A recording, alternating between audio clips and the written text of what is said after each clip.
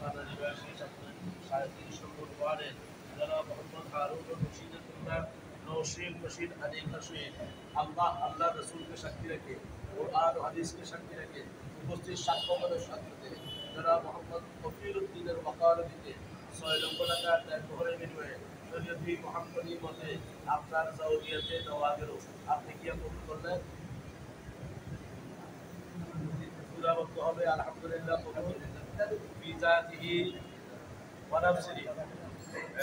চট্টগ্রাম জেলার বন্দর থানা নিবাসী ৩৭ নম্বর ওয়ার্ডের মোহাম্মদ হারুন রশিদের কন্যা নওশীন রশিদ আলী শহীদ আল্লাহ রসুলকে সাক্ষী রেখে কোরআন ও হাদিসকে সাক্ষী রেখে উপস্থিত সাক্ষ্যবাদের সাথে জনাব মোহাম্মদ কফিল উদ্দিনের ওয়াকালতিতে ৬ লক্ষ টাকা মোহরের বিনিময়ে শরীয়তি মুহাম্মদী মতে আপনার নিকটে আত্মনিকাহ দেয়া গেল।